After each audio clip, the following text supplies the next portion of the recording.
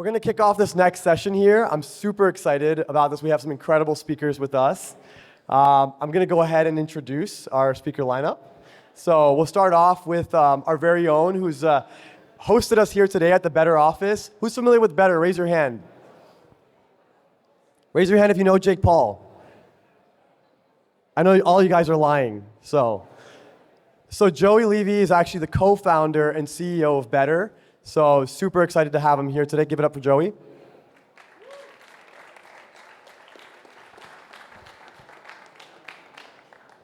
All right, up next, I'm going to call up Jeff Ransdell, who is a founder and managing partner at Fuel Venture Capital. Give it up for Jeff Ransdell. And last but not least, we have our very own Justis Mendez from OneSixOne Ventures. Make sure that. Amazing. This will be fun. These are two great people that I love a lot, so it's just like up here chatting with two friends. So first off, for those of you in the room who don't know these two amazing individuals, I would like for each of them to give a little bit more context. So, and then back there in the conversations, if you can, maybe step out in the parking lot. If not, we got security over there, that big guy. We'll bounce you out of here. So Jeff, how about you first? As the founding partner of Fuel Venture Capital, give a little bit more color of the thesis of Fuel VC and talk a little bit more about that. Yeah, so we are a Miami-based, I guess that's where our main headquarters is. We also just opened up an office in San Francisco. We have a satellite office in Mexico City, Guatemala City, London, and then we have another headquarters in Dubai. So we're a global fund, really focus on our main four verticals of domain expertise is fintech, enterprise SaaS, sports and entertainment, i.e. Betr, and consumer tech. How do you forget that one? All with a focus really on AI and how they're affecting those four verticals. Awesome. So Joey, founder and CEO of Betr. Amazing progress that you guys had so far. One of the fastest growing sports betting companies in the world. Biggest social media following. Talk a little bit more about the thesis behind Betr and what made you start it, and then a little bit more about the product. What makes you guys different? Yeah, sure. Happy to. Yeah, great being here and great seeing you all. It's always really cool to see our venue be used for different events and things that are a little bit different than kind of the day-to-day operations of the business. So really appreciate you all coming and being here. My background's been in sports gaming my entire career. I dropped out of college about 10 years ago to start one of the original daily fantasy sports businesses. And then after that company, I started a company called Simplebet about 8 years ago. We ended up pioneering the technology for micro markets on US sports, and we ended up selling the business to DraftKings a few months ago. And then prior to that acquisition, we spun out Betr from Simplebet, Simplebet being B2B, Betr being B2C. And really my thesis behind Betr was to build a simple and intuitive product experience that any casual fan can pick up and intuitively interact with, to really go after that incremental total addressable market of casual sports fans who maybe haven't bet on sports before. The data point that gets me most excited about our business is, FanDuel and DraftKings, who are, $30 and $20 billion enterprise value businesses respectively, they have a combined 8 million or so monthly active users, yet they'll be in front of close to 200 million gambling age sports fans at maturity. So our thesis is really predicated upon capturing that incremental total addressable market, kind of building the Robin Hood to the gambling industry's E-Trade, Fidelity, Charles Schwab from a product experience perspective, and then really marrying that with a lot of original short-form video content that consistently goes viral on social media as a way to, create unfair customer acquisition economics. That enables us to it's enabled us to quickly scale to over 500,000 paying customers without spending nearly as much on marketing as our competitors. Wow. So I feel like your business, I'll start with you, Joey. Your business is very difficult, right? Not only do you have to build a tech product, you have to build a cult-like following and a community around your product, but then on top of that, you're all doing that while avoiding the regulatory, people that are coming after you every day, right? You got to get licenses, you got to get lawyers, you got to figure out the right politicians to talk to. So I'd love to hear a little bit more about that side of the business, right? What's the ugliest part, and how do you learn about all these different regulations that are coming out every day and be ahead of the curve? Yeah, I guess I would say, like, from a regulatory standpoint, I wouldn't describe it as, like, ugly. I would say that, there's kind of like a spectrum of regulatory risk in this space where, there's products that are highly regulated. There's products that I would describe as maybe being like a little bit pre-regulation. There's like nuance to the game mechanics whereby, for example, like we have a product called Betr Picks that, is live in 33 states plus DC right now that's doing incredibly well. That is a fantasy sports product, but it's become so popular so quickly that, some regulators are just trying to like understand how to properly regulate a product like this. So I think just like having a super collaborative relationship with the regulators. We have a really strong government affairs department at the company here, and just doing the right thing from a responsible gaming perspective. We're the only operator that has banned credit cards as a depositing method, for example, just like doing the right thing from an RG perspective. Nice. So thanks for that. That's very difficult. Now, Jeff, for you, so you were in the public markets before this, right? You were at Morgan Stanley. You were in the public markets. You were doing your own thing. For you, what made you want to make this jump to the private markets and start your own VC fund? Because as we both know, this is you got to be batshit crazy to do this and be in this world and do what you're doing globally. Well, and I love him, but I never worked at Morgan Stanley. I have a Merrill Lynch tattoo on my ankle, so I was at Merrill for 21 years. But I started off actually as an entrepreneur, so I started 4 businesses before I took a job at Merrill. The only reason that I actually got a job at Merrill is I sold 2 of my companies to 2 families that were being managed by Merrill Lynch inside of their family office. And, sometimes it's just about being at the right place at the right time.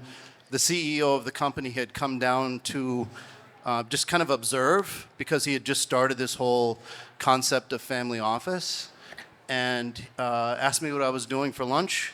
I didn't know who the hell he was, and so I was like, well, I'm going to go back to my hotel.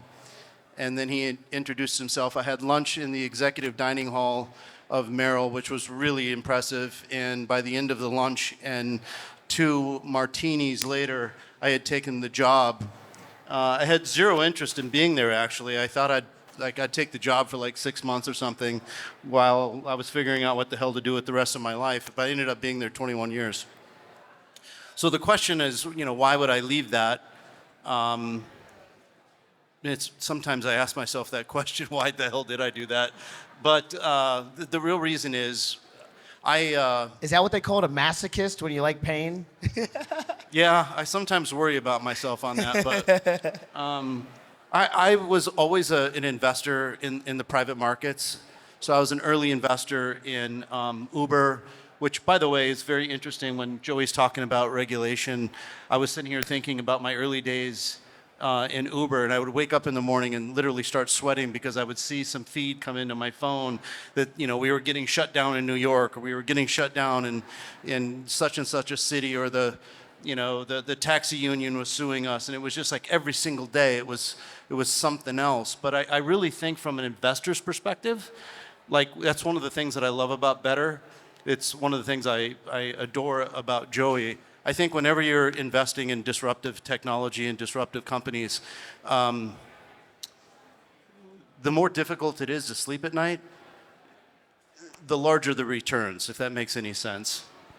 But back to the question. So I had always kept a private markets portfolio, early investor in Uber, a company called Beatport, if you know what that is. Beats Music, which is your Apple iTunes today, and a whole bunch of other things. And like 2014, I started to kind of compare, because I was really getting some nice exits. And so I was kind of comparing my private portfolio to my public portfolio. And it became very obvious to me that private investing is about multiples and public investing is about percentages.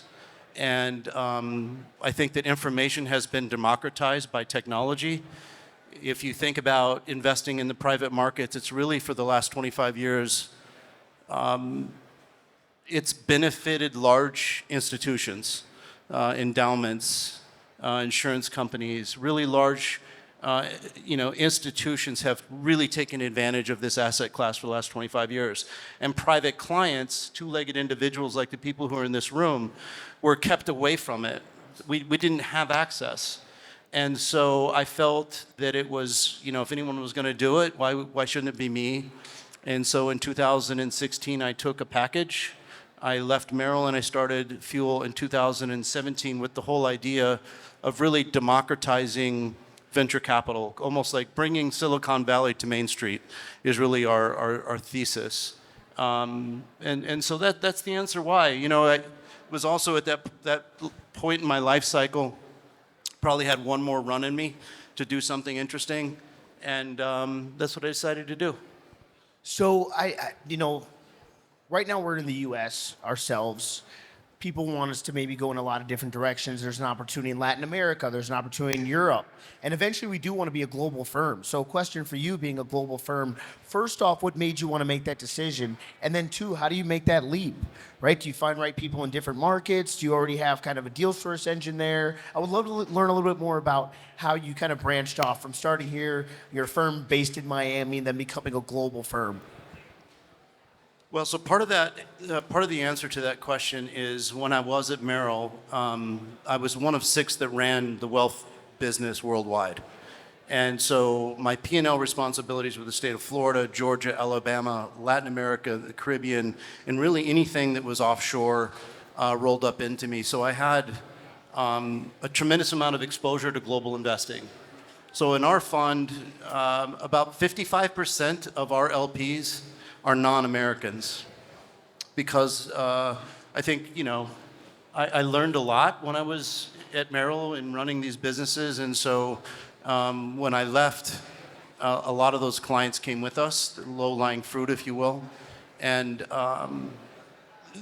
the second part, or the second answer to that question is I was investor in 3, and still am, because the funds haven't completed out, but I invested in 3 funds in Silicon Valley. So let's just call it Fund A, B, and C. And in 2016, preparing to launch Fuel Venture Capital, I did an overlap analysis of the 3 funds that I was in. And what I identified was that I had 30% overlap in all 3 of those funds, meaning it didn't matter which fund it was, 30% of the companies in Fund C were in B and in A and so on. And to me, just, diversification 101 and portfolio construction 101, that's not a really good thing. And so what I realized was that Silicon Valley was really where people who were allocating to the creative economy were going. And Silicon Valley just had so many opportunities in their backyard that they weren't journeying outside of that. And as a result, you had a lot of, just follow on. If your buddy and I don't mean to be, this isn't being disparaging, but like if my buddy at Sequoia was investing in Joey's company, then I would follow him or her into Joey's company. And that was just how it was. So I figured, well, how the hell am I going to compete with all these people who have been doing it much longer than me? I have to have a diversification. I have to have a different, I call it the purple cow theory, right? How do you stand out in a field of cows that look exactly the same? You got to figure something out. And so 1 was I'm going to open up in Miami, and 2, I'm going to truly provide global diversification. If you go back to what I said earlier, technology has democratized information, but it's also democratized borders and boundaries. You don't have to be, starting a company and moving. Joey's a great example. He came to Miami. He didn't go to Silicon Valley. You don't have to do that anymore. And I think that, my humble opinion, but I think Fuel Venture Capital is really leading the way with respect to that. I think we've built a great brand, getting known and trusted with founders, that we're a very legitimate, buttoned-up institutional fund that is very willing to get into the sandbox with you and move sand. And I think that's very differentiated.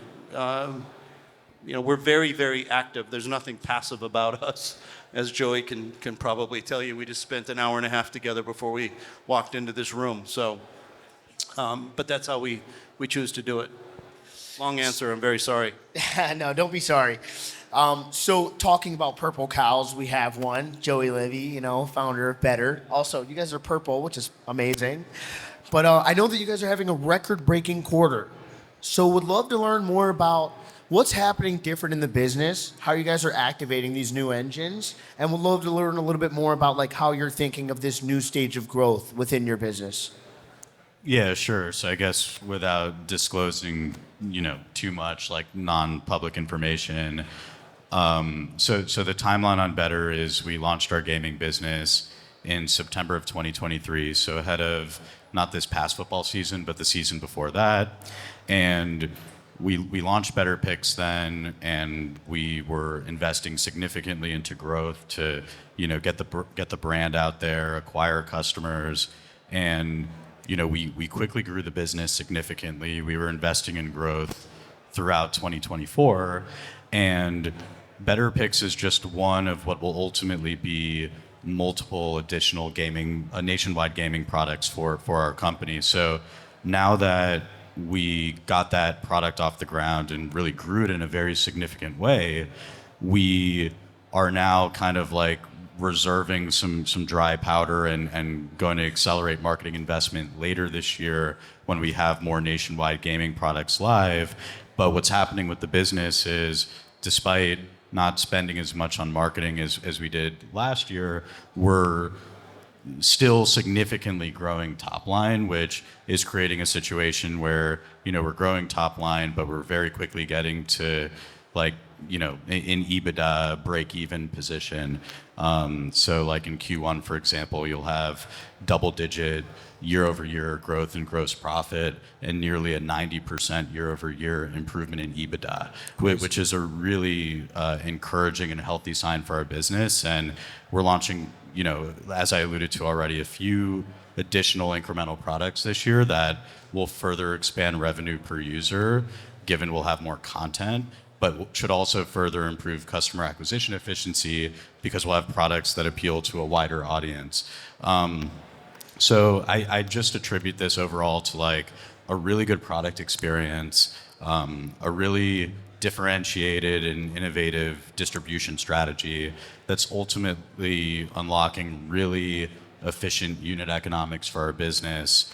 We're seeing very tight payback periods on the cohorts we're acquiring. And we just I'd say the two most important things for us are product and unit economics. And if you get those two things right, then you're really built to scale from there. That's amazing. You know what? I feel like now that you're talking also, you have two separate businesses almost under this one roof, right? You have the front of house working on the tech, working on customer service, pushing code all the time, regulations. And then you have this back of the house, amazing team back here pushing out content, doing the March Madness right now, up there shooting, podcasts. You have people fighting in the room, in the ring. This is insane, right? Like, how do you balance these two almost separate businesses under one roof? Track KPI, see who's, doing the right thing. I mean, you're so impressive. I don't understand how you do it. Yeah, I'd say the most important thing is just broader company alignment. One of the things that I do operationally is every week I write an email to the company. I call it my weekly notes, where I basically talk about what we did and accomplished last week, what we have, to look forward this week. If there's a major sort of strategy or some type of communication to the investors, I'll communicate that to the employees as well, to just generally ensure that there's broader alignment around the company. For example, within the executive team, you got the head of product and the head of marketing and the head of content. all in the same room. So it's really about just keeping the team in lockstep, being aligned around strategy. Not everybody's going to agree on every decision you make, but there will be discussions and, we'll disagree and commit. And then once we commit, then we're aligned and we're all kind of chasing that same North Star, right? So like in our industry, for example, like Barstool Sports was, previously acquired by this company, Penn, and Disaster. well, I didn't say that, and I did. A ton of respect for those businesses. But what I was going to say though is that there didn't seem to be like a real operational and cultural integration, Right. and I think that maybe that acquisition could have been more successful if there was more of a focus on that. So that was just something that we learned from, for example, to kind of, touch upon the points you've made about just being able to balance all of these different things that we're trying to accomplish here. You ever do the Doge method and just email everybody like, hey, what are you working on today? If not, you're gone. Not quite like that, but there's definitely every day, every week, we're like pretty. There's nowhere to hide here, right? Like Right. you're either busting your ass and contributing and moving the needle, or you're not. Right, absolutely. So I'd like to give an opportunity for anybody in the crowd to ask a few questions. Nice, got some hands already. Quickly, if you're having conversations in the back, please wait till after the questions. But Andres, you can go first. Introduce yourself and speak into the mic. Hi, my name is Andres Concha. Justis, thanks for this event. Joey, thank you for having such an amazing warehouse. It's so cool to see from social media to here. So my question relates to your history. I saw that you started DraftPot in 2015, and then right after that, there was a Supreme Court crackdown on regulations when it came to gambling and betting. And then you stuck around for 3 more years still in that same world. Obviously, you started SimpleBet in 2018, and then they lifted the bans in 2018. So what kept you in this world for all 3 of those years and made you believe that there was a future in this? Yeah, that was definitely like the hardest 3 years of my life for sure. I just really believed in the product vision, whether it was for a US customer or a global customer. Like just super first principles way of thinking about this myself was like, I remember first seeing a sports book and just not knowing how to interact with it, right? It wasn't simple or intuitive enough. And, and like, I'm not the smartest guy in the room, but I was like an Ivy League educated former daily fantasy sports operator. And if I couldn't use a sportsbook product, then imagine the casual fans globally who are trying to pick up this product and use it. It was so I actually started SimpleBet as a project,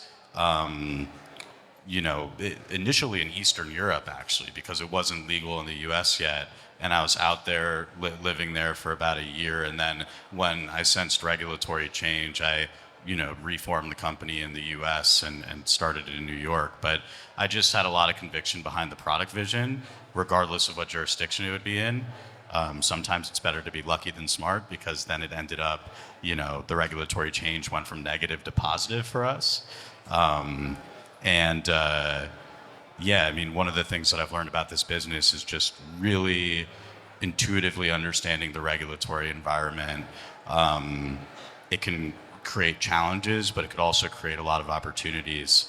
And I think we're in the most unique moment in time in regulated gaming history right now, with everything you're seeing across fantasy pick'em, sweepstakes, sportsbook, and casino, prediction markets. Initially Kalshi and Polymarket were the ones doing it. Now Robinhood's launched it, Crypto.com's launched it. So it's never been a more exciting time to be in gaming, and navigating all of this has been really a lot of fun and interesting, and I think we'll come out the other end in a pretty good place. Awesome. Thank you so much.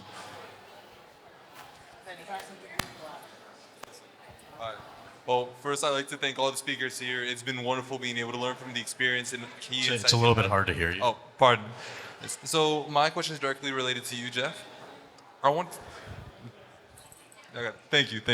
So the question related is that from your experience going as a portfolio analysis and then going as an investor, keen insights, the cycle repeats people change, but the rules don't. So what key values do you see with the people when they're discussing their company or when they're approaching you as an investor per se? What do you see in their presentation, in their values that gives you keen insight on their success in the future? Yeah, it's actually a great question. Did everybody, because it was really hard for me, but everybody, speakers are facing that way, so hopefully. So I think that it's really important as an investor that you have different mindsets at the table, right? So our investment committee is made up of individuals who are very different than me. I'm a gut player. I always have been a gut player. If I meet you, I know within 30 seconds if I like you. I'll give you a real live example. So we have my team is very, very intelligent. I mean, I really think I have one of the smartest teams in the business. And my chief investment officer is absolutely like over the top brilliant. And she requires a certain amount of time to do due diligence because of me, right? Because if I meet you, I just want to invest in you. Mm-hmm. But she like dampers that, which is really, really good. But I'll give you an example of what you're talking about. So this young man sitting over here in the corner, who's a good friend of mine, also the head of a fantastic fund here in town, 305 Ventures, great name by the way. It pisses me off that I didn't think about that. But Michael had reached out to me and said, "You need to meet Joey Levy." And because Michael is a good friend, I took that meeting. I don't normally do that without looking at a deck ahead of time. But because it came from Michael, you know, I reached out and Joey came to our office. And within 30 minutes, I knew we were going to invest in Betr. Just because, again, I'm a gut player. He's got an incredible background of domain expertise, which I really like. He's done this multiple other times. I like his style. I like how he thinks. I like how he talks. I like how he, presents and conducts himself. And when he left, I said to my chief investment officer, "I know what you're going to do. You're going to want to spend 3 months going through this company, but I'm the founder. I don't give a shit. We're going to invest in this company." And I just made that call. I don't remember what our first check into Betr was, but I think it was pretty significant.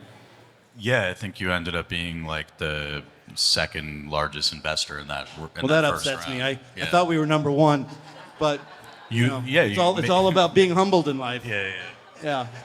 But I do think we're number one now. You are the biggest investor Okay. in the company now. For the moment, anyway. So, but no, I think, like I just said, here's what I will tell you. And I used to do this when I was hiring people, again, and I had 5,000 people that reported into me. So I became pretty good at hiring people. And one of the things that I used to do, and I still do to this day, is I like to look at people's track records. Who the hell were you when you were in high school? Right? If you were the captain of, I'm just using this as an example, but if you were the captain of the drama team, or you're the captain of the football team, or the hockey team, that means you're a leader. Somebody picked you, they chose to pick you and represent the team. And, if you had success as an athlete, or if you had success, academically, that allowed you to get to a really great college, and then you excelled in college. One of the things that I like to do is really dig deep into who were you before I met you tonight. Because successful people have a track record of being successful, and I believe that if that's in your blood, you're always going to be successful. So as I said about Joey, it was super simple for me. This guy's been doing this since he was, he came out of the womb, and he's done it successfully a number of times. Why is he's going to do it again. Come hell or high water, he will be successful. And so for me, that's what it is. What does your track record look like? Are you committed to excellence? Have you gone through hell? What's the most, I do like to ask this. What's the biggest challenge you've ever had in your life? If you can't answer that question, I'm probably not going to invest in you because this is really, really, really hard. And so you've got to be able to take a lot of shit and be Understood. able to sleep at night. Perfect. Thank you very much. Hey Jeff, I was fifth grade student body president. Does that work? What's that? Fifth grade student body president. Cool. Daniel Zamora. Last question. Thank you. Joey, this is for you. Is there a timeline for Betr to go public if that's the case, if that's the end goal? And twofold, I know the Hard Rock has pretty much a monopoly here in Florida with the getting space. See, this is a test. If he doesn't answer the first question well, because Yeah. this is going to be good. Way to put me on the spot here. Is there a pathway for Betr to also play in this sphere? You're damn right there is. And what would be the So timeline on that as well? I guess on the first question, yeah, definitely the ambition here is to, have a $5 to $10 billion plus IPO outcome. So that, yeah. So that's the ambition. Definitely plan on staying private for the next few years here. We've been able to raise capital to finance the business privately. There's a lot of additional product and distribution innovation that we really want to see through and bets we want to make, and these bets are going to be better suited for the private market right now. And for context, we're a pretty new business. I know that our brand is pretty out there, and my co-founder has been pretty helpful with that, and he really is a needle mover when it comes to brand awareness. But we found it better just about 3 years ago. We're a pretty new company here. We've gotten to a nice level of scale really quickly from a revenue standpoint, getting to sort of, having certain months with positive EBITDA already, as I alluded to earlier. But, a lot of companies nowadays are typically staying private for a little bit longer than, the amount of time that we've been around. And then the last thing I'll add about sort of exit here, and again, I mentioned this earlier, this is such a large TAM, and the TAM keeps expanding. I remember when Supreme Court made their regulatory change, they, the Wall Street analysts thought it would be a $20 billion TAM. Then a couple years ago, Flutter Entertainment said it would be a $40 billion TAM. Last year, they revised again to a $70 billion TAM. So the TAM guidance keeps going up, and that's still with the relatively low mass market penetration that I was alluding to, where the market leaders have 8 million MAUs, but they'll be in front of 200 million gambling age sports fans. So I think we're very possibly going to be dealing with a multi-$100 billion TAM here, and we're kind of building the real money gaming brand for the next generation of sports fans. It's a really big opportunity. On your second question, so we're live in Florida right now with Betr Picks. You could download Betr from we have a iOS and Android apps right now, and play Betr Picks. It's a peer-to-peer fantasy game. There's some states where we operate a single-player version of the fantasy game. In Florida, to be safer on the regulatory side, it's peer-to-peer, but it's still a really fun user experience. It's very popular here in Florida, and you have March Madness going on right now. You have MLB opening day tomorrow, so there's a lot to do in the app right now. All right, awesome. Well, thank you so much. Give it up for Jeff and Joey.